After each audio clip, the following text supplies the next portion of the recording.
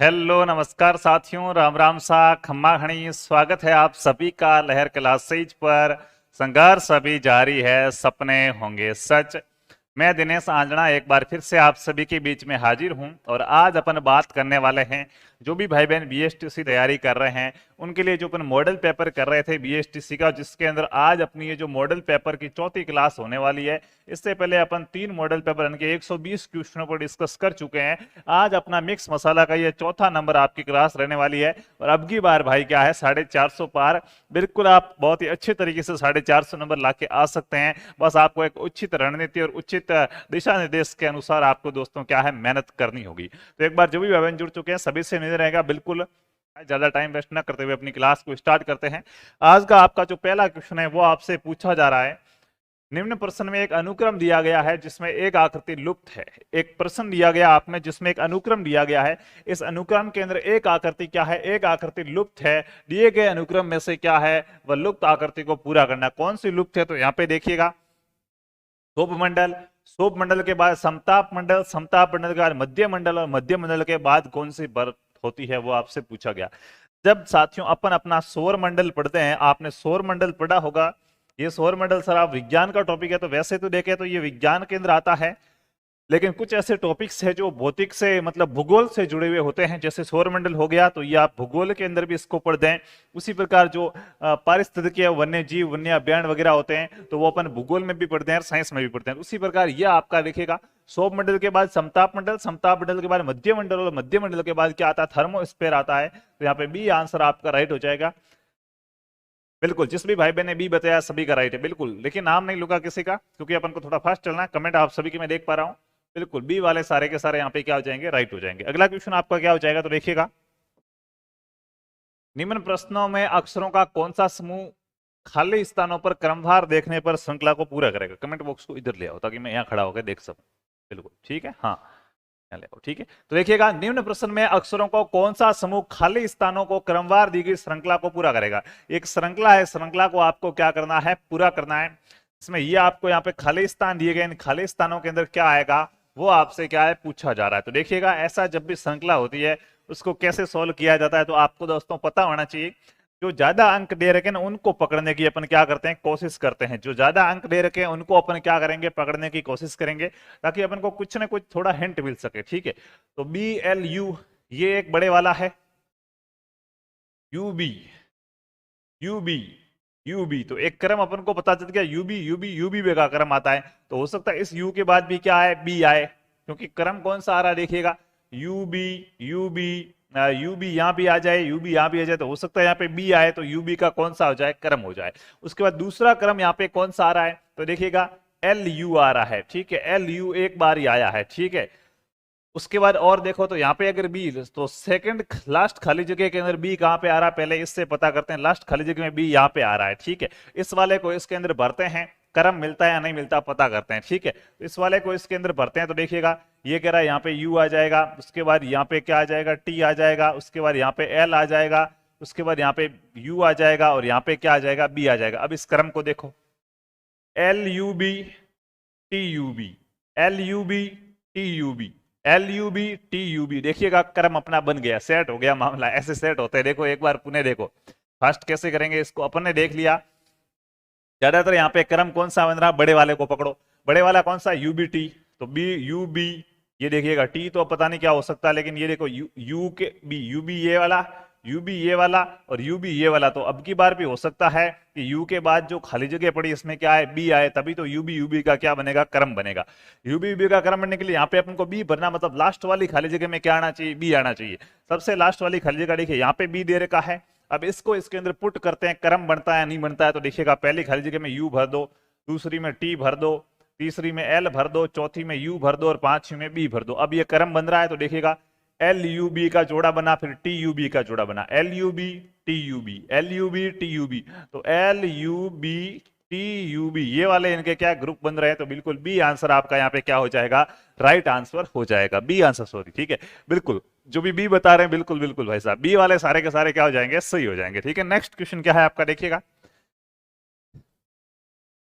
राधिका की बहन ज्योति है, ज्योति के पिता की बहन राधिका से किस प्रकार से संबंधित होगी। बहुत ही इजी क्वेश्चन है साथियों, देखिएगा पारिवारिक मामलों वाला क्वेश्चन आपका आ गया है। ये कह रहा है कि राधिका की बहन ज्योति है, राधिका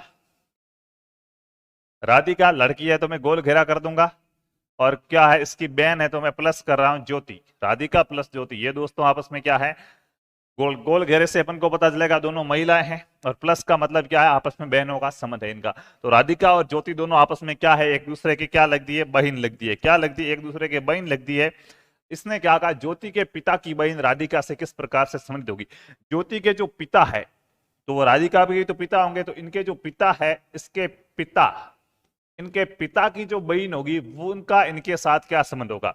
मतलब आपका भाई आपकी कोई बहन है, आपकी बहन के पिता के बहन आपके क्या लगेगी, आपकी बहन के पिता मतलब आपके पिता और उनकी बहन आपके क्या लगती है, अपने पिता की बहन अपने बुआ लगती है। तो यहाँ पे क्या हो जाएगा ए आंसर वाले क्या हो जाएंगे राइट आंसर हो जाएंगे, यहाँ पे आपका उत्तर क्या आ जाएगा बुआ आ जाएगा। बिल्कुल हाँ बिल्कुल सुरेंद्र जी खान बिल्कुल बिल्कुल क्या है सिमरन शर्मा बिल्कुल इट्स सुरेंद्र बिल्कुल बी आंसर आपका क्या हो जाएगा राइट आंसर हो जाएगा। ठीक है अगला क्वेश्चन देखिएगा। हाँ फटाफट से चलेंगे अपन थोड़ा। दिए गए विकल्पों में से लुप्त संख्या ज्ञात कीजिएगा। यहाँ पे साथियों कुछ विकल्प दिए गए जिसमें लुप्त संख्या है, वो लुप्त संख्या आपको क्या करनी है ज्ञात करनी है। अच्छे से दिख तो रहा होगा शायद, देखिएगा लुप्त संख्या ज्ञात करनी है तो देखो लुप्त संख्या कैसे ज्ञात करेंगे। तो यहाँ पे देखिएगा यहाँ पे 3 दे रखा है, सॉरी 2 दे रखा है, यहाँ पे कितना दे रखा है 2 दे रखा है, यहाँ पे 3, यहाँ पे 30 और यहाँ पे 5। तो ये आया कैसे, उसी प्रकार यहाँ पे 5 1 -1 -5 4 3 -1 कैसे आया। तो देखिएगा इसमें हुआ क्या है आपको पता चल रहा हो कुछ। तो 30 कैसे आ रहा है तो देखो 2 को 3 से गुणा किया, इन दोनों को आपस में गुणा किया, 2 गुणा 3 कितने आ गए 6 आ गए, और फिर 6 को वापस 5 से गुणा कर दिया, 6 गुणा 5 गुणा किया कितने आ गए 30 आ गए। मतलब इधर वाले तीनों को गुणा करके यहाँ पे लिखा जा रहा। तो अपन भी इधर वाले तीनों को गुणा करते हैं और उसको यहाँ पे लिखते हैं, क्या आता है देखिएगा 5 को 1 से गुणा किया 5 आया, और 5 को -1 से गुणा किया तो माइनस के 5 आ जाएंगे। उसी प्रकार अपन को पता चलेगा कि इन दोनों को गुणा करके क्या है यहाँ पे लिखना। 4 को 3 से गुणा किया 12, 12 को -1 से गुणा किया यहाँ पे क्या आ जाएंगे माइनस के 12 आ जाएंगे। क्या आ जाएंगे माइनस के 12 आ जाएंगे। तो माइनस के 12 आपका ऑप्शन नंबर बी के अंदर दे रखा है। तो साथ में यहाँ पे आपका बी आंसर क्या हो जाएगा राइट आंसर हो जाएगा। ठीक है बी वाले सारे के सारे क्या हो जाएंगे सही हो जाएंगे। बिल्कुल भाई साहब बी, जो भी बी बता रहे हैं, हाँ कुछ लोग ए बता रहे हैं।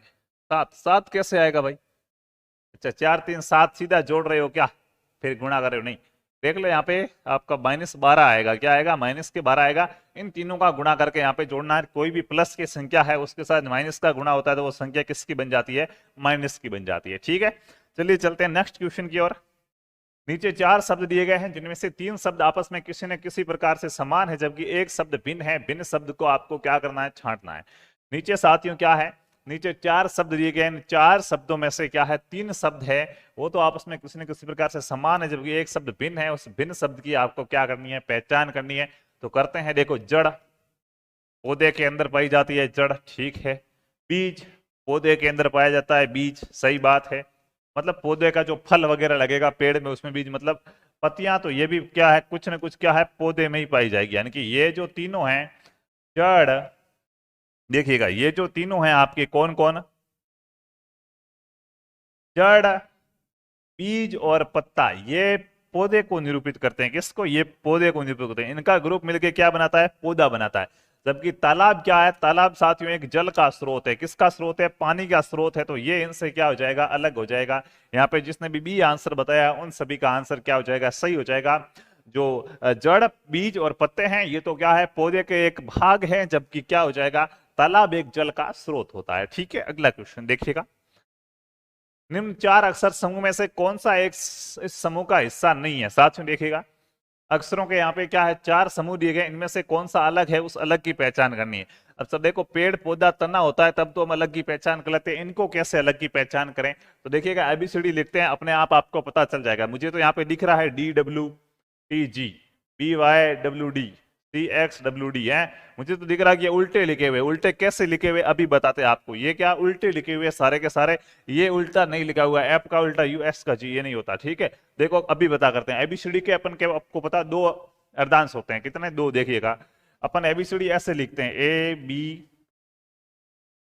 EFGHIJKLM, उसके बाद नीचे से स्टार्ट कर देंगे, यहीं से NOPQRSTUVWXYZ, इस प्रकार से आपकी क्या है ABCD लिखी जाती है दोनों अर्धांशों के रूप में। अब उल्टे कैसे सर बताना, देखिएगा यहाँ पे DWTG लिखा हुआ है ना, तो ये देख लो D का उल्टा होता है W, जस्ट इसके सामने कौन होता है W आता है, और T का उल्टा जस्ट कौन होता है G होता है, तो DWTG ये दोनों आपस में आमने सामने वाले लिखे हुए हैं, ठीक है। BYWD देखिएगा, B का जस्ट सामने कौन आ रहा है Y आ रहा है, और W का सामने D आ रहा है, तो ये दोनों भी आपस में क्या है आमने सामने वाले लिखे हुए हैं, ठीक है। CXWD, तो देखिएगा C के जस्ट सामने कौन आ रहा है W आ रहा है, और D का तो C के सॉरी जस्ट सामने X आ रहा है, W के तो D आ रहा है, तो CXWD, यानी कि ये तीनों यहाँ पे इन तीनों के अंदर तो क्या है विपरीत लेटर लिखे हुए, कौन लिखा हुआ है विपरीत वर्णमाला के अक्षर लिखे हुए, विपरीत वर्णमाला अक्षर, विपरीत वर्णमाला के अक्षर लिखे हुए हैं, जबकि FUSG में ऐसा कुछ नहीं है। देखिएगा FUSG में क्या हो रहा है, F के सामने तो U आ रहा है, लेकिन S के सामने ये वाला, इस S के सामने ये वाला H आता है। यहाँ पे अगर क्या है FUSH होता तो चारों के चारों समान हो जाते, लेकिन यहाँ पे इस H की जगह G लिख दिया, जिससे ये अन्य से क्या हो गया भिन्न हो गया। यहाँ पे दोस्तों आपका C आंसर क्या हो जाएगा, राइट हो जाएगा, ठीक है। चलते हैं अगले क्वेश्चन की ओर। अगला क्वेश्चन क्या कह रहा है, यदि धूल को हवा कहा जाए, हवा को सफेद कहा जाए, सफेद को पीला कहा जाए, ऐसा साथियों आपके BSTC के एग्जाम में इस प्रश्न का काफी ट्रेंड है। ये एक क्वेश्चन ऐसा पूछा जा सकता है आपके एग्जाम के अंदर, जो बहुत ही नॉर्मल है, कुछ नहीं करना, प्रश्न को अपने को पढ़ना ही नहीं है, ठीक है। ध्यान इतना रखना है कि अर्थ का अर्थ ये होता है ये दे रखा है, या को कहा जाए ये दे रखा है। अपन ने देख लिया कि धूल को हवा कहा जाए, ठीक है, एक दूसरे को कहा जा रहा है। पूछा क्या प्रश्न, सीधा लास्ट से निकालो, पक्षी कहाँ उड़ेंगे। अब आप देख लो पक्षी कहाँ उड़ते हैं, तो आपका सीधा आंसर तो होगा कि पक्षी आकाश में उड़ते हैं, लेकिन यहाँ पे आपको कहीं आकाश दिया हुआ है क्या, हवा हवा, सफेद सफेद, पीला पीला, जल लाल, तो आकाश तो है नहीं। अब इनमें से पक्षी कहाँ उड़ सकते, तो आपको पता है कि आकाश नहीं है तो पक्षी हवा में उड़ते हैं, ऑब्वियसली बात है। आकाश नहीं है तो फिर पक्षी कहाँ उड़ेंगे, हवा में उड़ेंगे। तो पक्षी कहाँ उड़ेंगे, हवा में उड़ेंगे। अब हवा को क्या कहा जा रहा है वो यहाँ पे देखो, तो देखिएगा धूल को हवा कहा जाए और हवा को क्या कहा जा रहा है वो देखना। यहाँ पे अपना आंसर क्या है, पक्षी कहाँ उड़ेंगे, तो कहाँ पे हवा। अब बस हवा को क्या कहा जा रहा है, ये वाली खाली जगह लानी है, हवा को। तो देखिए हवा को सफेद कहा जाए, इनकी हवा को इसने हवा का नाम बदल के क्या कर दिया, सफेद कर दिया। तो पक्षी कहाँ पे उड़ेंगे, सफेद में उड़ेंगे। यहाँ पे आपका सही आंसर क्या हो जाएगा, राइट हो जाएगा, ठीक है। समझ में आ गई बात। इसने कहा कि धूल को तो अपन हवा कहते हैं और हवा को क्या कहते हैं, सफेद कहते हैं। हवा का इसने नाम बदल के क्या कर दिया, सफेद कर दिया। और पूछा कि पक्षी कहाँ उड़ेंगे, तो पक्षी उड़ते हैं हवा में, और हवा का इसने नाम बदल के कर दिया सफेद, तो पक्षी कहाँ उड़ेंगे, सफेद में उड़ेंगे, ऐसे, ठीक है। अगला क्वेश्चन क्या हो जाएगा, निम्नलिखित में से कौन सा तत्व सामाजिक परिपक्वता में बाधा पहुंचाता है। अच्छा 2% फिर कहाँ गए,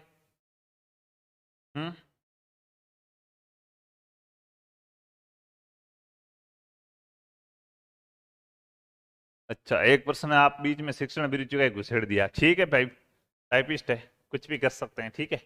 हाँ उनके बिना अपन क्लास ही नहीं ले सकते। तो देखिएगा दोस्तों अगला क्वेश्चन अपना क्या कह रहा है यहाँ पे, देखिएगा बिल्कुल एक बार फटाफट से सभी को शेयर कर दो। संख्या क्या है आपकी, संख्या काफी कम है दोस्तों, एक बार फटाफट से सभी को क्या कर दो, शेयर कर दो। अब यहाँ पे आपको कह रहा है कि निम्न में से जो कौन सा तत्व है वो सामाजिक परिपक्वता में बाधा पहुंचाता है, वो कौन सा तत्व है जो सामाजिक परिपक्वता के अंदर बाधा पहुंचाता है। तो देखिएगा शर्मिला स्वभाव, बात तो ये भी सही है, मंद बुद्धि, कुशाग्र बुद्धि। देखिए कुशाग्र बुद्धि का मतलब था बुद्धि होती है तेज, उच्च होती है, तो वो तो बाधा नहीं पहुंचाएगी।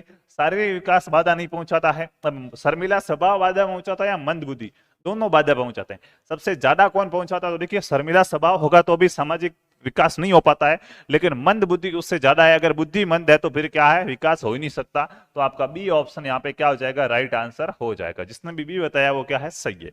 अगला क्वेश्चन वापस से अपना क्या है, रीजनिंग का आया, जिसमें आपसे क्या गया है, ज्योति पूरब की तरफ 15 किलोमीटर जाती है। ज्योति साथियों पूरब की तरफ क्या है, ज्योति है वो पूरब की तरफ 15 किलोमीटर जाती है। ये यहाँ पे कौन खड़ी है, ये यहाँ पे ज्योति है, ठीक है, यहां से स्टार्ट होती है ज्योति। पूरब किधर है, तो देखो इधर तो उत्तर हो जाएगी, इधर दक्षिण, इधर पश्चिम, इधर पूर्व। तो इधर पूर्व की ओर कितनी जाती है, इसने कहा पूर्व की ओर 15 किलोमीटर जाती थी, मैंने यहाँ पे कितने लिख दिए, 15 लिख दिए। उसके बाद फिर वह दक्षिण की तरफ मुड़कर, अब यहां से दक्षिण किधर होगी, यहाँ पे खड़ी है तो दक्षिण होगी इधर, तो दक्षिण की तरफ मुड़कर 4 किलोमीटर जाती है। दक्षिण की तरफ मुड़ के कितनी गई, 4 गई, तो अपन थोड़ा सा इसको कम बनाएंगे, 4 ही गई है, तो ये लो 4 किलोमीटर क्या है, अब यो यहाँ पे खड़ी है, ठीक है। उसके बाद का फिर वह 45 डिग्री, अब देख लो भाई साहब, 45 डिग्री उत्तर पश्चिम की तरफ मुड़कर 5 किलोमीटर जाती है। ये यहां खड़ी, यहां से उत्तर पश्चिम की तरफ होगी, तो ऊपर की ओर तो उत्तर है और इधर पश्चिम है, तो उत्तर पश्चिम की ओर 45 डिग्री का कोण बनाएंगे। देखो इसको मैं थोड़ा सा बड़ा बनाता हूं ताकि आपको समझ में आ जाए, क्योंकि ये एक प्रकार से अगर आपका कोण सही नहीं बना तो क्वेश्चन गलत हो जाएगा, ठीक है। इसने कहा था ये ज्योति है, तो यहाँ पे ये ज्योति खड़ी है, ठीक है। अब इसने कहा था कि ज्योति पूर्व की ओर 15 किलोमीटर जाती है, तो मैंने ये कर दिया यहाँ पे, ये 15 है, ठीक है। ये कितने किलोमीटर है, ये है 15 किलोमीटर।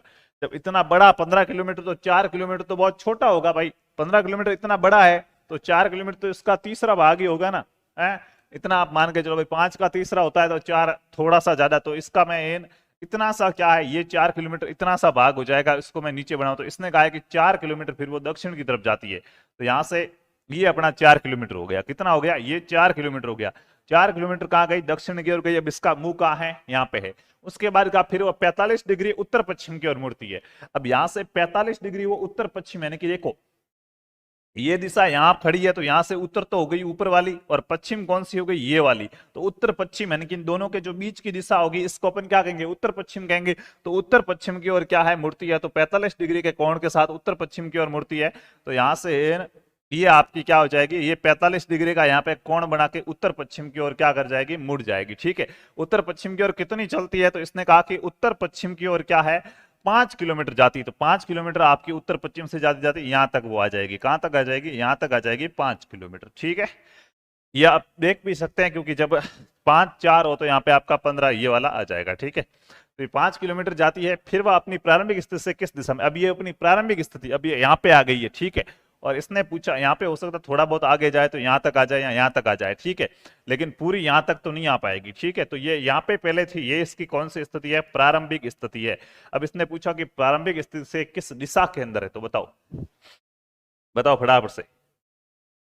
ये अपनी जो प्रारंभिक स्थिति है, प्रारंभिक स्थिति से किस दिशा के अंदर है, तो प्रारंभिक स्थिति में यहां थी और अब ये खड़ी है यहाँ पे। ये वाली दिशा कौन सी होती है, पूर्व होती है। तो प्रारंभिक स्थिति से वो कौन सी दिशा में हो जाएगी, पूर्व दिशा में हो जाएगी। जिसने भी सी आंसर बताया है उनका आंसर क्या है, बिल्कुल सही है। बाकी वालों का सही नहीं है, बिल्कुल जो भी दिलकुश वगैरह है, ये जो सी बता रहे हैं भाई साहब, बिल्कुल क्या है, हाँ अनामिका, बिल्कुल क्या है, शर्मा, बिल्कुल सी आंसर वाले सारे के सारे क्या हो जाएंगे, राइट आंसर हो जाएंगे। अगले क्वेश्चन की ओर चलते हैं। ये दोबारा छाप दिया, निम्न में से कौन सा तत्व परिपक्वता में बाधा पहुंचाता है, मंदबुद्धि अपन कर चुके हैं भाई साहब, ठीक है, मिस टाइप किया है इन्होंने, ठीक है।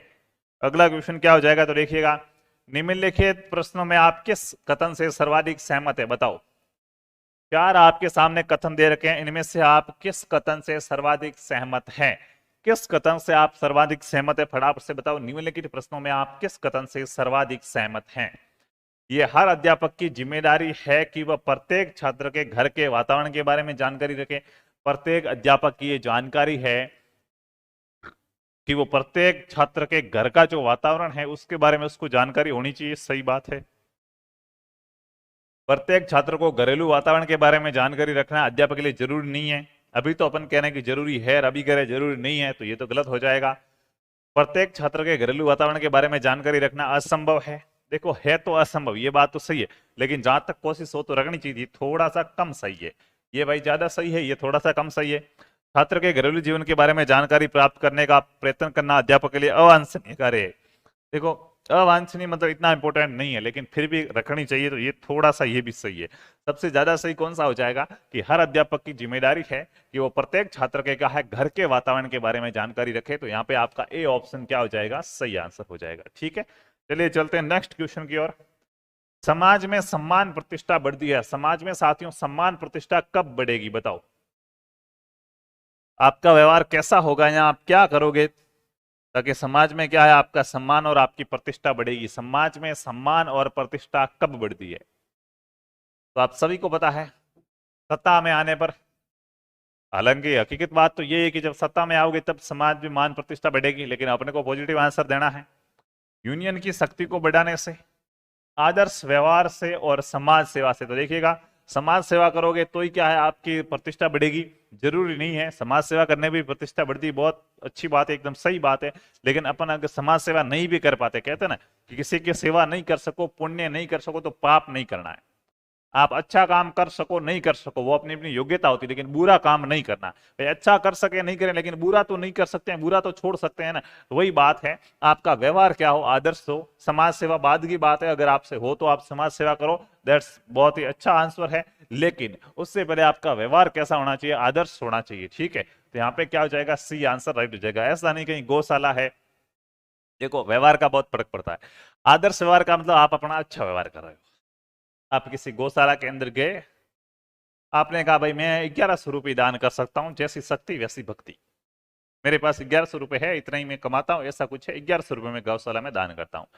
नम्रता से आप 1100 रुपये दान करके आ गए, बहुत अच्छी बात है, ठीक है। ये आपका कैसा व्यवहार, आदर्श व्यवहार। समाज सेवा, समाज सेवा कर रहे हैं, आप गौशाला में गए, 51,000 रुपये दान करके आ गए, लेकिन क्या कहा, लो ये 51,000 है, मेरी तरफ से लिख दो, गौशाला में दान, ये गायों के चारा वारा लाओ और करो, और ऐसे क्या करते हो। समाज सेवा तो की है, लेकिन आपकी प्रतिष्ठा नहीं बढ़ेगी, पैसे भले ही दिया आपने, लेकिन आपका व्यवहार देने वाला अच्छा नहीं था। सबसे महत्वपूर्ण चीज क्या है, आदर्श व्यवहार, ठीक है। उसके बाद चलते हैं अगले क्वेश्चन की ओर। स्कूल और समुदायों को एक दूसरे के निकट लाने में निम्नलिखित में से कौन सा कथन असत्य है। साथियों यहाँ पे 4 कथन दिए गए हैं, जिसमें से एक कथन असत्य है। कौन सा कथन असत्य है वो आपसे पूछा गया। असत्य का मतलब क्या है, गलत लाइन कौन सी लिखी हुई है, कौन सी लाइन क्या है, गलत लिखी हुई है। स्कूल को सामान्यतः समुदाय की समस्याओं का समाधान करने की चिंता नहीं करनी चाहिए। किसने कहा है कि स्कूल को समुदाय की जो समस्याएं होती है उनकी चिंता नहीं करनी चाहिए। देखो हालांकि सामान्य तरीका हुआ है तो चिंताएं तो करनी चाहिए, लेकिन सामान्य नॉर्मल रूप से नहीं करनी चाहिए, क्योंकि समाज का अपना अलग काम होता है। स्कूल की समाज के अंदर भागीदारी होती है, एक अध्यापक का समाज में भी कर्तव्य बनता है, लेकिन नॉर्मल रूप से दैनिक दिनचर्या में वो इतना जरूरी नहीं है। तो बात तो ये क्या है, सही है। स्कूल की परंपराओं तथा निष्पत्तियों का बालक को ज्ञान देना चाहिए। स्कूल की क्या है, स्कूल की जो भी परंपरा है और निष्पत्तियां हैं उनको बालक को ज्ञान देना चाहिए, बिल्कुल सही बात है। शिक्षक को अलगाव की नीति अपनानी चाहिए। एक अलगाव की नीति अपनाओगे तो आप समाज में आप जाओगे नहीं, समाज से दूर हो जाओगे, भेदभाव कर रहे हो आप तो। अलगाव की नीति नहीं अपनानी चाहिए। शिक्षक को निष्पक्ष रहना चाहिए, अलगाव की नीति नहीं अपनाना चाहिए, ये बात गलत है। शिक्षक अभिभावक संघ का संचालन सुचारू रूप से होना चाहिए, ये भी बात सही है। तो यहाँ पे जो इसने पूछा कि गलत बात कौन सी, गलत बात आपका सी ऑप्शन हो जाएगा कि शिक्षक को अलगाव की नीति अपनानी चाहिए, ये बात बिल्कुल गलत है। शिक्षक को कभी भी अलगाव की नीति है वो नहीं अपनानी चाहिए, ठीक है। नेक्स्ट क्वेश्चन आपका, एक बालक जो परीक्षा में तो अच्छे अंक लाता है किंतु कक्षा में संकोचशील है, इसका क्या कारण हो सकता है। साथियों एक बालक है जो पढ़ाई में तो होशियार है, कक्षा में बोलता करता नहीं है, चुपचाप बैठा बैठा पढ़ता है, कोई पानी पीने भी नहीं जाता है, ठीक है, पेशाब करने नहीं जाता है, क्योंकि उसको संकोच आता है, संकोच। परीक्षा में नंबर बहुत अच्छे आता है, लेकिन है कैसा, संकोचशील। क्या कारण हो सकता है इसका। वह बालक मंद बुद्धि पर परिश्रमी है। मंद बुद्धि होता तो नंबर क्या है, अच्छे नहीं आते, तो ये तो क्या हो जाएगा, गलत हो जाएगा, ठीक है। उसका सामाजिक विकास नहीं हो पाया है, उस बच्चे का सामाजिक विकास नहीं हो पाया, इसलिए वो क्या है, संकोचशील है। वो समाज में गया ही नहीं, किसी से बातचीत की नहीं, इसलिए उसको लोगों से क्या लगता है, डर लगता है, मेरी तरह बिल्कुल। ये काफी बात हो सकता है, ठीक है। हाँ मैं नहीं डरता, लेकिन एक बात है, ठीक है। उसके बाद क्या, वो शर्मिला है, शर्मिला, उसको शर्म आती है, या फिर क्या उसकी आर्थिक स्थिति कमजोर है, ऐसा जरूर नहीं। अब शर्मिला और सामाजिक विकास, तो जो व्यक्ति शर्मिला होगा उसका सामाजिक विकास नहीं हो पाएगा, सीधी सी बात है। तो यहाँ पे जो शर्मिला है मतलब सामाजिक विकास उसका नहीं हो पाया, सीधी सी बात हो जाएगी, ठीक है। तो यहाँ पे क्या हो जाएगा, उसका सामाजिक विकास नहीं हो पाया है, इसलिए क्या है, इसलिए वो डरता है। तो आपका बी आंसर यहाँ पे क्या हो जाएगा, राइट आंसर हो जाएगा। अगला सवाल, निम्नलिखित में से कौन सा गुण है वो नेतृत्व का परिचायक नहीं है। साथियों वो कौन सा गुण है जो नेतृत्व का परिचायक नहीं है। निम्नलिखित में से कौन सा गुण है वो नेतृत्व का परिचायक नहीं है, बताओ। निम्नलिखित में से कौन सा गुण है वो क्या है, नेतृत्व का परिचायक नहीं है, जिससे नेतृत्व के बारे में पता नहीं चलता। नेता समुदाय के सामान्य सदस्यों में विशिष्ट होता है, सही बात है। एक नॉर्मल सदस्य होते हैं उनमें नेता का थोड़ा सा अपना अलग होता है, ठीक है। नेता के सामाजिक कार्य करने के प्रति रुचि होती है, बिल्कुल नेता सामाजिक कार्य करता है। इसने पूछा परिचायक नहीं है, यानी कि जो बात क्या है गलत लिखी हुई है नेता के बारे में, ठीक है। नेता अपने व्यक्तित्व घेरे में ही स्वयं केंद्रित रहता है? नहीं भाई, व्यक्तिगत घेरे में स्वयं केंद्रित नहीं रहेगा, वो लोगों की बातें भी सुनेगा, ठीक है। और नेता का व्यक्तित्व प्राय आकर्षित नहीं होता है।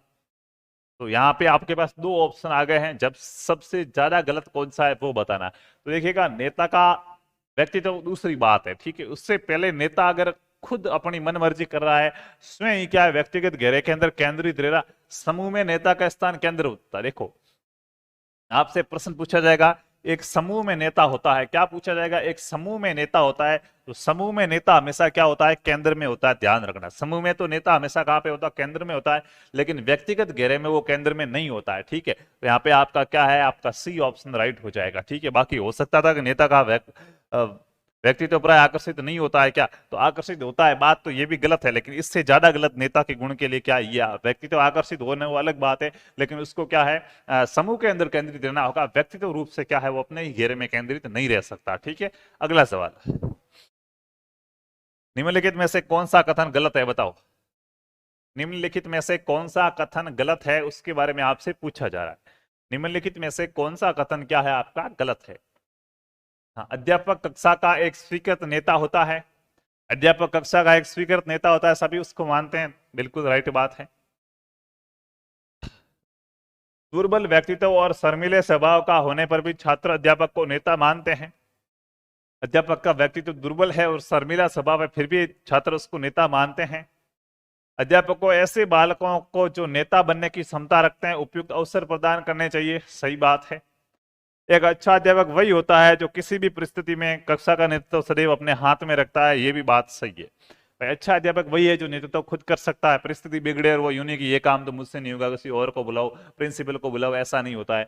उसके बाद क्या है, दुर्बल और शर्मिले स्वभाव के व्यक्ति को छात्र कभी नेता नहीं मानेंगे। अब क्यों भाई सर, कैसे, अध्यापक तो नेता होता है। आपकी क्लास में कोई ऐसे व्यक्ति को मैं पढ़ाने भेजूं जो क्या है, दुर्बल व्यक्तित्व, शरीर से दुर्बल इसने नहीं कहा है, ठीक है। आप हाँ सर, मेरी और सर मत करो, ठीक है। दुर्बल व्यक्तित्व मतलब उसका व्यक्तित्व अच्छा नहीं है, उसका चरित्र अच्छा नहीं है, उसके साथ साथ वो शर्मिला है। अब खुद शर्मिला है तो वो तो क्लास में लड़कियां बैठी है, पीछे लड़के बैठे, वो तो उनकी ओर देखेगा ही नहीं, बच्चों से आंख मिला ही नहीं पाएगा, बच्चों से आई कांटेक्ट बना नहीं पाएगा। क्यों? क्योंकि उसको शर्म आती है, बच्चे देखते हैं, फिर वो आपको पढ़ा नहीं पाएगा। और जो भी पढ़ाएगा भी तो आपके सामने आई कांटेक्ट बना के नहीं पढ़ा पाएगा, तो आपको समझ में नहीं आएगा। फिर आप प्रिंसिपल कहोगे सर वो मास्टर पढ़ाते हुए समझ में नहीं आता है, उनको मत भेजो पढ़ाने, मतलब आप उसके नेतृत्व में नहीं रहना चाहते।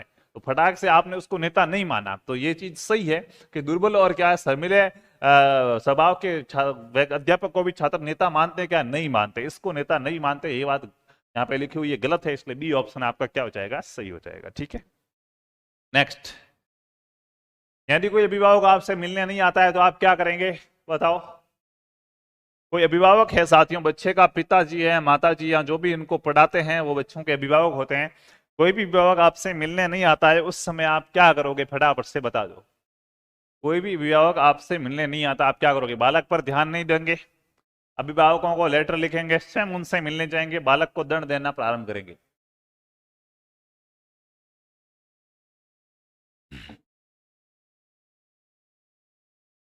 बताओ भाई।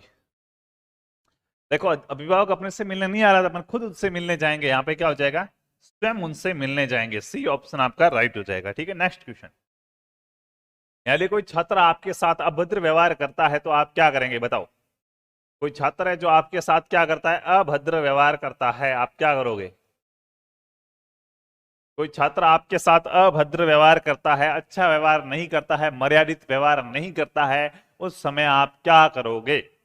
छात्र को डांट कर आगे से ऐसा न करने को कहेंगे, उसको डांटेंगे, कहेंगे आगे से ऐसा मत करना, सही बात है। छात्र को कक्षा से बाहर निकाल देंगे, प्रधानाध्यापक से शिकायत करेंगे, शांत रहकर समझाएंगे। देखिए, समझाना सबसे अच्छा ऑप्शन है। एक तो है कि डांट कर ऐसा करने से मना करेंगे, अपने इसको डांटा कहा है आगे से ऐसा मत करना, और एक आप शांति से उसको समझा रहे हो कि देख बेटा ऐसे नहीं करना चाहिए, इससे ये होता है ये नहीं होता है, तो वो अच्छे से समझेगा। तो यहाँ पे आपका डी ऑप्शन राइट हो जाएगा कि शांत रह के क्या करेंगे, शांत रह के बच्चे को समझाएंगे, ठीक है। नेक्स्ट क्वेश्चन, अपने व्यवसाय में चाहिए, साथियों बड़ा अच्छा क्वेश्चन है, बताओ अपने व्यवसाय के अंदर क्या चाहिए। तो ये क्वेश्चन अपन शायद परसों कर चुके हैं, जो आपका मॉडल पेपर नंबर 2 था, उसके अंदर ये क्वेश्चन आ चुका है कि अपने व्यवसाय के अंदर हमेशा समर्पण चाहिए। व्यवसायिक प्रतिबद्धता आपने पढ़ा था, व्यवसाय के प्रति हमेशा प्रतिबद्ध रहना मतलब समर्पित रहना है। तो अपने व्यवसाय में हमेशा क्या चाहिए? समर्पण चाहिए। ठीक है, अगला क्वेश्चन क्या हो जाएगा? प्राय उच्च शिक्षा उद्देश्यहीन उनके लिए होती है। देखिएगा क्या कहा गया, जो उच्च शिक्षा है, हायर एजुकेशन है, जो आपका हायर एजुकेशन है, वो हायर एजुकेशन क्या होता है? हायर एजुकेशन आपका उद्देश्यहीन होता है। कैसा होता है? उद्देश्यहीन होता है। उद्देश्यहीन किन के लिए होता है वो आपसे पूछा गया। ठीक है, हाँ, जो हायर एजुकेशन है साथियों, उच्च शिक्षा है, ये क्या होती है? उद्देश्यहीन होती है। इससे उद्देश्य की प्राप्ति नहीं की जा सकती। आप कोई टारगेट सेट करते हैं कि मैं पटवारी बनूंगा, फिर आप उच्च शिक्षा प्राप्त करते हैं, तो उच्च शिक्षा उद्देश्यहीन है। लेकिन सबके लिए उद्देश्यहीन नहीं है। उनके लिए उद्देश्यहीन होती जो जिनका प्रतियोगिता में चयन नहीं हो पाता है। भाई जिन्होंने टारगेट लिया कि मुझे पटवारी बनना है, उच्च शिक्षा प्राप्त की है, और फिर उनका पटवारी में चयन नहीं हुआ, तो उनके लिए तो वो शिक्षा पूरी बेकार गई, उद्देश्यहीन गई। यहाँ प्रतियोगिता की तैयारी के साथ साथ प्रवेश ले, जो प्रतियोगिता की साथ तैयारी के साथ साथ में उच्च शिक्षा में प्रवेश लेते हैं, उनके लिए शिक्षा उद्देश्यहीन होती है। समय व्यतीत करने वालों के लिए उच्च शिक्षा, समय व्यतीत करने के लिए उच्च शिक्षा उद्देश्यहीन होती है, या फिर क्या है? अध्ययन के लिए उद्देश्यहीन होती है। तो देखिए यहाँ से आपका तो आंसर समय व्यतीत करने के लिए आ रहा होगा, लेकिन बता दूं प्रश्न को अच्छे से देखिएगा। ये कह रहा है कि इस लाइन को इसके साथ जोड़ के बोलो कि प्राय उच्च शिक्षा उद्देश्यहीन उनके लिए होती है, समय व्यतीत करने के लिए। तो ये तो फिर मिला ही नहीं कुछ। तो क्या है? इसके साथ जोड़ो कि प्राय उच्च शिक्षा उद्देश्यहीन उनके लिए होती है जिनका प्रतियोगिता में क्या है? चयन नहीं हो पाता है। जो कोई एक टारगेट लेके आते हैं कि मुझे इस प्रतियोगिता को पास करना है, और उस प्रतियोगिता में जब उसका चयन नहीं हो पाता है, तो उसके लिए वो शिक्षा क्या हो जाती है? उद्देश्यहीन हो जाती, मतलब उनको उनका उद्देश्य प्राप्त नहीं हुआ है। ठीक है, अगला क्वेश्चन, किस वर्ष हल्दी घाटी का युद्ध हुआ? क्या बात है, हल्दी घाटी, हल्दी घाटी का युद्ध किस वर्ष हुआ था? बताओ। हूँ लड़ियो घणो हूँ सयो घणो, मेवाड़ी मान बचावण ने, मैं आँच नी राखी रण में, बेरियारो खून बावण ने, जद याद करो हल्दी घाटी, नैना में रगत उतर आवे, सुख दुख रो साथी वो चेतकड़ो, सूती सी हुक चका जाओ। हैं, आप क्या बोलते हो? आप क्या बोलते हो? बताओ। हूँ पढ़ियो घणो हूँ लिखियो घणो, परसेंटेज बनावण ने, हूँ पढ़ियो घणो हूँ लिखियो घणो, परसेंटेज बनावण ने, पण जद याद करो माड़ोड़ी आंसर बुक, हैं, नैना में रगत उतर आवे, सुख दुख रो साथी वो फर्स्ट डिवीजन, सूती सी हुक जगा जावे। तो वो वाली बात है। तो हल्दी घाटी के युद्ध आप सभी को पता है 18 जून 1576 को हुआ था। एक इतिहासकार कौन? गोपीचंद शर्मा, जो मानते हैं कि वो युद्ध कब हुआ था? 21 जून को हुआ था। तो 1576 आपका राइट आंसर है, हल्दी घाटी का युद्ध में। एक ओर से अकबर की तरफ से कौन आया था?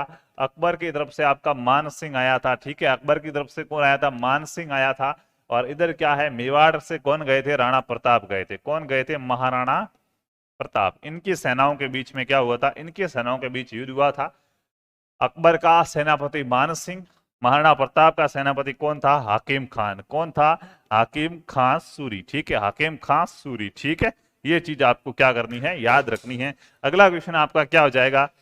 प्रोजेक्ट टाइगर के नाम से बाघ संरक्षण का कार्य निम्न में से किस वर्ष में प्रारंभ किया गया? जो प्रोजेक्ट टाइगर है, प्रोजेक्ट टाइगर का काम है, वो साथियों आपका किस वर्ष प्रारंभ किया गया? बाघ संरक्षण जो परियोजना लाई गई थी, वो बाघ संरक्षण परियोजना किस वर्ष लाई गई थी? देखिएगा, प्रोजेक्ट टाइगर है, बाघ संरक्षण परियोजना किस वर्ष लाई गई? 1976, 1973, 1975, 1970। तो आप सभी को पता होगा जो बाघ संरक्षण परियोजना है ये 1973 के अंदर लागू की गई। तो यहाँ पे आपका बी आंसर क्या हो जाएगा? राइट आंसर हो जाएगा। अपने कहाँ कहाँ पे बाघ का होता है, बाघ की अपनी कौन सी 3 परियोजना है, फटाफट से कमेंट करके क्या करना है? कमेंट करके आपको बताना है। ठीक है, अगला क्वेश्चन, निम्नलिखित में से कौन सी रबी की फसल है? बताओ, रबी की फसल कौन सी है? निम्नलिखित में से कौन सी दोस्तों रबी की फसल है? रबी की फसल के बारे में आपसे क्या किया गया है? पूछा गया है। रबी की फसल देखिएगा, एक होती है खरीफ की फसल, एक रबी की फसल और एक जायद की फसल। ठीक है, तो रबी जो आपकी शीत ऋतु आती है, शीत ऋतु में क्या है? शीत ऋतु में बोई जाने वाली फसलें होती है रबी की फसल। तो कपास, मक्का, ज्वार, ये भाई रबी की नहीं है, ये सारी क्या है? खरीफ की फसलें हैं। जबकि सरसों जो क्या है? रबी की फसल हो जाएगी। डी आंसर आपका क्या हो जाएगा? राइट आंसर हो जाएगा। ठीक है, अगला सवाल क्या हो जाएगा? राजस्थान का कौन सा जिला हाड़ौती के पठार में सम्मिलित नहीं किया गया? वो राजस्थान का कौन सा जिला है जो साथियों हाड़ौती के पठार का भाग नहीं है। अपन पढ़ते हैं हाड़ौती क्षेत्र, सर हाड़ौती क्षेत्र में कौन कौन आता है, तो देखिएगा जो अपन हाड़ौती का पठार पढ़ते हैं, हाड़ौती के पठार में जो मुख्य रूप से हाड़ौती, उसमें कोटा, बूंदी, बारा और झालावाड़। ठीक है, अब इनमें से 3 ऑप्शन आपके यहाँ पे आ रखे हैं, कोटा, हाँ कोटा, बारा और झालावाड़ तो आ रखा है। कोटा देखो यहाँ से आ गया है, झालावाड़ यहाँ से आ गया, बारा यहाँ से आ गया। दौसा क्या है, दौसा नहीं है, हाड़ौती के पठार का भाग दौसा नहीं है। ए आंसर आपका यहाँ पे क्या हो जाएगा, राइट आंसर हो जाएगा। ठीक है, नेक्स्ट क्वेश्चन आपके लिए, राजस्थान के किस जिले में गणेश्वर स्थल स्थित है। राजस्थान का वो कौन सा जिला है साथियों जिसके अंदर गणेश्वर स्थल है, ये स्थल है जिसका नाम है गणेश्वर है। देखिएगा अपन गणेश्वर नाम से एक सभ्यता भी पढ़ते हैं, कौन सी सभ्यता पढ़ते हैं, गणेश्वर सभ्यता। ठीक है, गणेश्वर सभ्यता जो कहाँ पे है, कांतली नदी के किनारे। कौन सी नदी के किनारे, कांतली नदी के किनारे। कांतली नदी कहाँ पे, किस स्थान पर, कांतली नदी पे किस स्थान पर ये सभ्यता है, ये सभ्यता आपकी कहाँ पर है, सीकर के अंदर है। कहाँ पर है, सीकर के अंदर है। तो यहाँ पे देखिएगा सीकर आपके ऑप्शन नंबर डी में दे रखा है, तो डी वाले सारे के सारे क्या हो जाएंगे, राइट हो जाएंगे। ठीक है, नेक्स्ट क्वेश्चन देखिएगा। हाँ, फारसी इतिहासकार ने अस्मत वाला राजा किसे कहा है, बताओ अस्मत वाला राजा किसे कहा है साथियों। फारसी इतिहासकारों ने किसको अस्मत वाला राजा कहा है, अस्मत वाला राजा किसे कहा जाता है। हाँ, रावचंद्र सेन साथियों, इसको मारवाड़ का प्रताप कहा जाता है। क्या कहा जाता है, मारवाड़ का प्रताप कहा जाता है। ठीक है, पेड़ में आज थोड़ी सी दूसरी है मेरे, आज मारवाड़ का क्या कहा जाता है, प्रताप कहा जाता है। या फिर मेवाड़ के प्रताप का अग्रगामी कहा जाता है, इसको भूला बिसरा नायक कहा जाता है, तो वो सब आपको पता होगा। ठीक है, उसके बाद मालदेव, तो यही तो भाई है, यही तो क्या है, जैता और कुंपा जिसके सेनापति थे। और मालदेव को क्या कहा जाता है, अस्मत वाला राजा कहा जाता है। तो यहाँ पे आपका बी आंसर क्या होगा, राइट होगा। राव जोधा जिसने 1459 में जोधपुर की स्थापना की, राव बीका जिसने बीकानेर की स्थापना की थी। तो यहाँ पे अस्मत वाला राजा किसे कहेंगे, राव चंद्रसेन को कहेंगे। किसने कहा है, फारसी इतिहासकारों ने कहा है। ठीक है, नेक्स्ट क्वेश्चन, कौन से पॉलिटिकल एजेंट जोधपुर में 1857 के विप्लव में मारे गए थे। भाई देखो ये क्वेश्चन अपने आप में बहुत ही अच्छा क्वेश्चन है। कैसे अच्छा क्वेश्चन है, इसका आपको पता हो तो देखिएगा, आपने मारवाड़ पढ़ा है, मारवाड़ 1857 की जब आप क्रांति पढ़ेंगे, 1857 की क्रांति के अंदर आपको पता होगा तो साथियों मारवाड़ का शासक कौन था। 1857 की क्रांति के समय मारवाड़ का शासक था तख्त सिंह। कौन था, तख्त सिंह। ठीक है, ये तख्त सिंह हालांकि यहाँ का नहीं था, मारवाड़ के देखिए राठौड़ भले कहीं सबके आपके जैसे अलग अलग रिलेशन होंगे ना, आपके जाति वाले लोग और कहीं दूसरे राज्य या गांव में रहते, वो आप उसको अपना भाई मानते हो। उसी प्रकार मारवाड़ के जो राठौड़ थे, और ईडर जो गुजरात में पड़ता, वहां पे भी राठौड़ों का राज था। वो ईडर वाले राठौड़, ये मारवाड़ वाले राठौड़, इनके भाई वाले संबंध थे। और मारवाड़ में ये हुआ, एक समय ऐसा हो गया कि राजा की मृत्यु हो गई, राजा के कोई पुत्र नहीं था, तो अब राजा किसको बनाया जाए।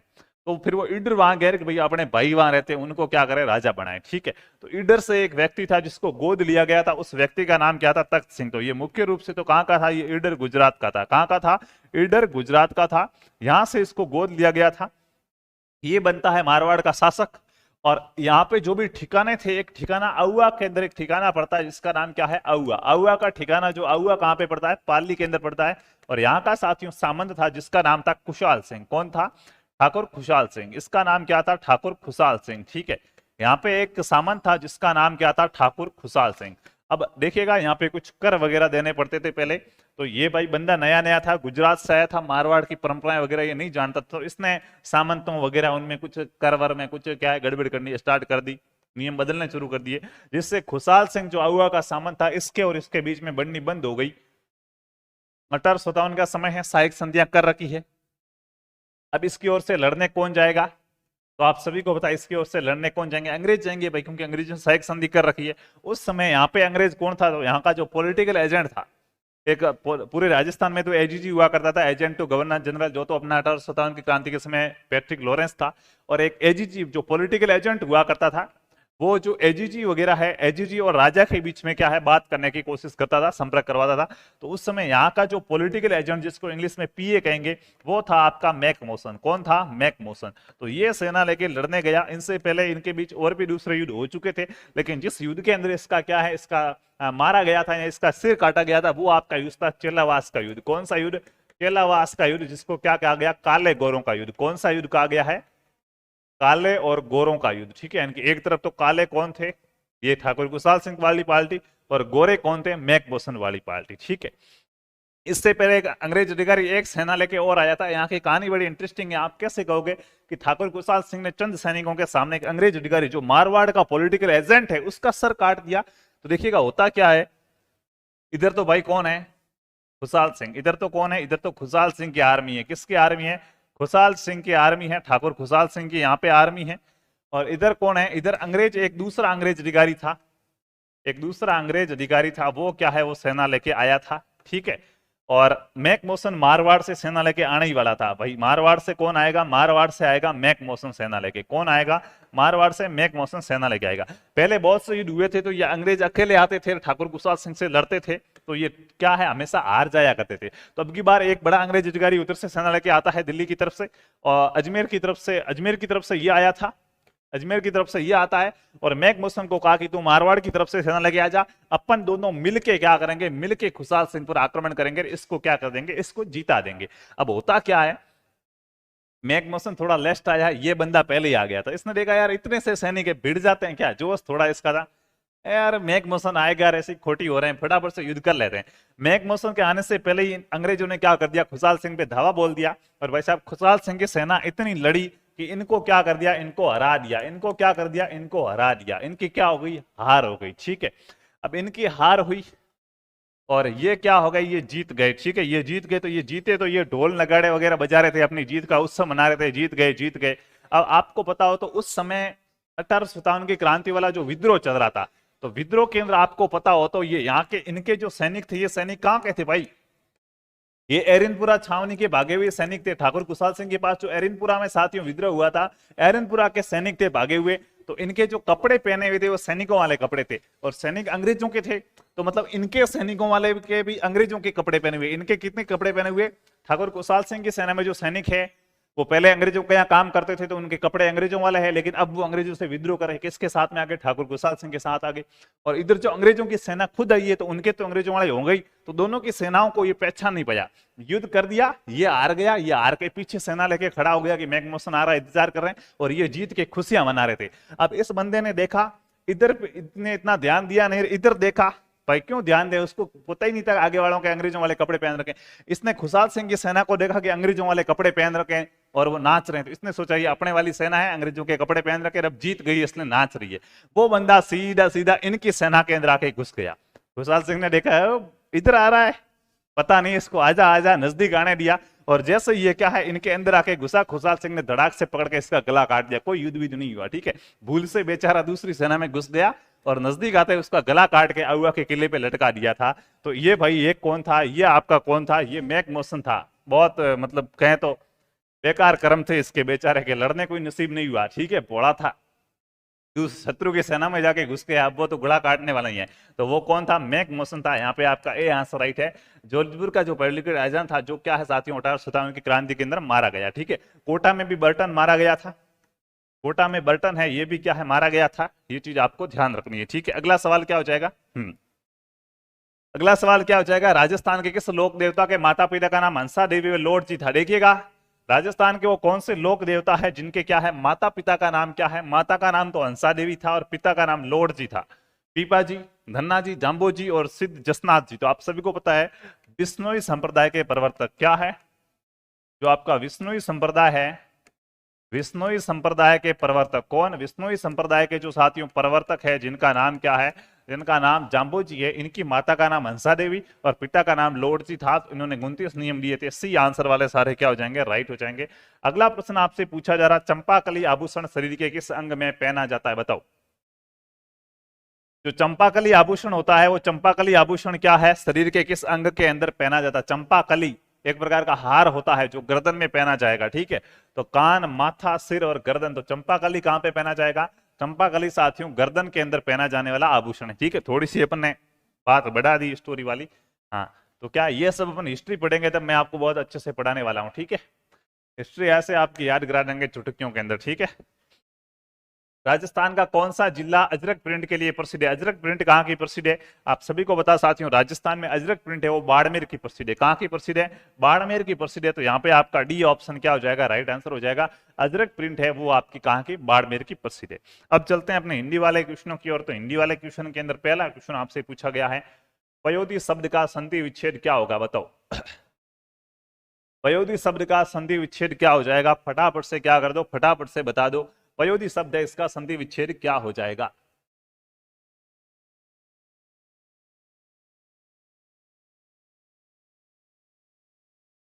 पयोधी विसर्ग संधि है। पय धन धी से क्या बन जाएगा? पयोधी बन जाएगा। विसर्ग के बाद छोटी ई आई है, ये क्या बन जाएगा? यो में बन जाएगा। ठीक है, हाँ, विसर्ग के बाद क्या आई है? ई आई है, तो ये क्या बन गया? ओ बन गया। तो ये कौन सी संधि है? विसर्ग संधि है। पय धन धी से क्या बन जाएगा? पयोधी बन जाएगा। ठीक है, ए ऑप्शन वाले राइट हो जाएंगे। अगला क्वेश्चन आपका क्या पूछा जा रहा? पाणिनि ने अष्टाध्यायी की रचना की, रेखांकित पद में कौन सा समास है? पाणिनि आप सभी को पता हो, जिसने संस्कृत की एक बुक लिखी जिसका नाम है अष्टाध्यायी। क्या नाम है? अष्टाध्यायी, 8 अध्यायों वाली। तो ये अष्टाध्यायी है, इस शब्द के अंदर कौन सा समास है? बताओ अष्टाध्यायी में कौन सा समास है?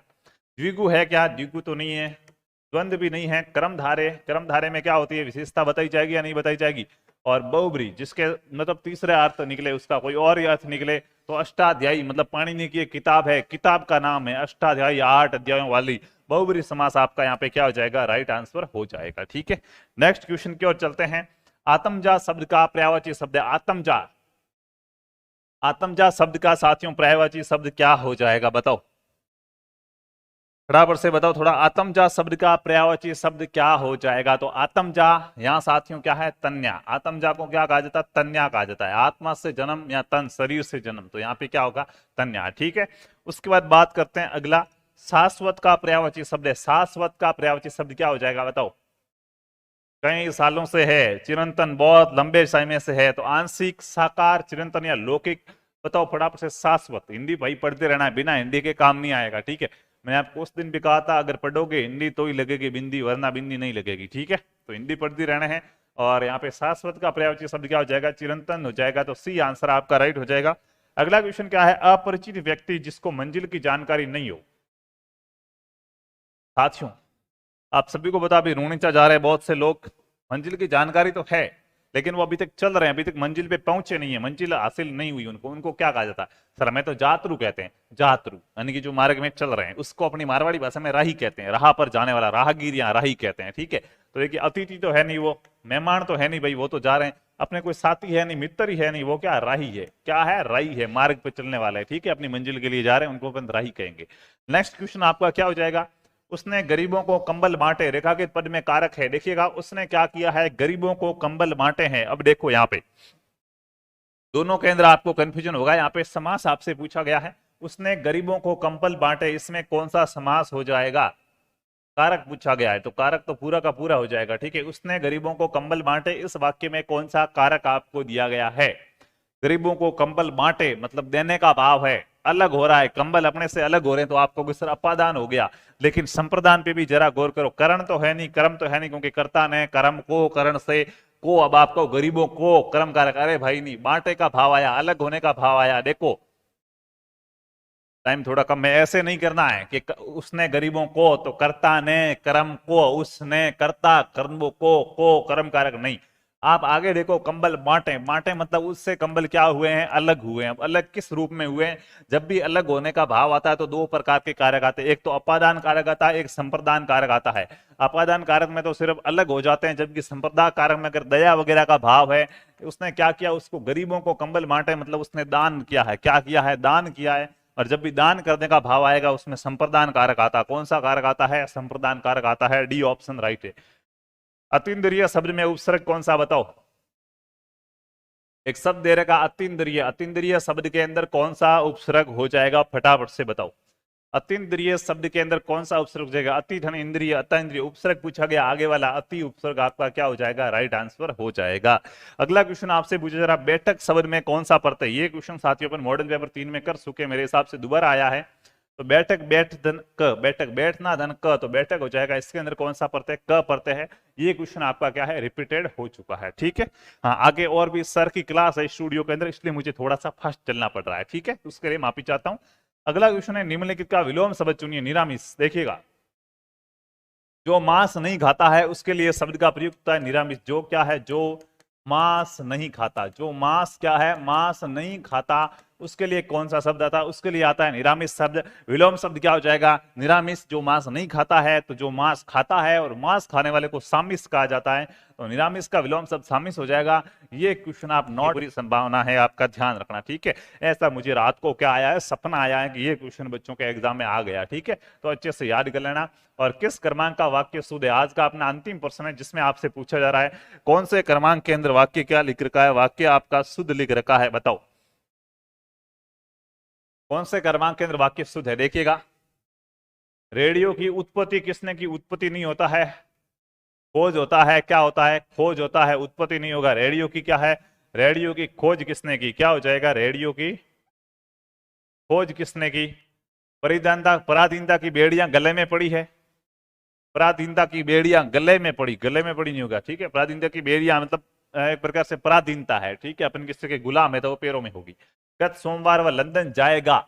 गत सोमवार, बीते हुए सोमवार वो लंदन जाएगा, फिर गया ऐसे होता न तो चलता। ठीक है, तो ये भी गलत है। न्यायाधीश ने हत्यारे को मृत्युदंड दिया, बिल्कुल सही बात है, ये वाक्य एकदम सही लिखा हुआ है। न्यायाधीश ने हत्यारे को मृत्युदंड दिया, एकदम सही वाक्य लिखा गया है। तो ए आंसर जिसने भी बताया उन सभी का आंसर क्या है? राइट आंसर है। ये अपने आज के क्या थे? आज के 40 क्वेश्चन थे। तो फटाफट से कमेंट करके बताओ, एक तो आपके 40 में से कितने क्वेश्चन क्या हो रहे हैं? सही हो रहे हैं, वो आपको कमेंट करके बताना है। ठीक है, कितने क्वेश्चन 40 में से सही हो रहे हैं, क्लास कैसी रही वो जरूर बताना है। और जो भी भाई बहन क्या है इसका BSTC का जो कोर्स वगैरह आप लेना चाहें, तो हमारा जो ऐप है तैयारी कर लो, वहां से क्या है, वहां से आप क्या है, वहां से आप BSTC का कोर्स भी ले सकते हैं। आपको हमारे दूसरे जो वीडियो उनमें पोस्टर वगैरह मिल जाएगा। आज मैं पोस्टर नहीं लगा पाया। तो ये आपके 40 में से कम साथियों क्या है 35 प्लस तो प्रश्न आपके सही होने चाहिए, तभी काम आएगा आज की कंडीशन से। ठीक है, बाकी देखो अभी एग्जाम में आप में टाइम है, तो हो सकता है एग्जाम से आप 2-4 दिन पहले 40 में से 40 कर दो, तो वो अलग बात है। लेकिन आज आपके कम से कम 35 क्वेश्चन तो सही होने चाहिए। ठीक है, ये हम चलते हैं। क्लास अच्छी लगी तो इसको लाइक जरूर करें, अपने और भी मित्रों के साथ शेयर करें। फिलहाल चलते हैं, मिलेंगे अगली क्लास न्यूज नोटिफिकेशन में। तब तक खुश रहिए, अच्छे रहिए। जय जय राजस्थान, जय हिंद, जय भारत, वंदे मातरम।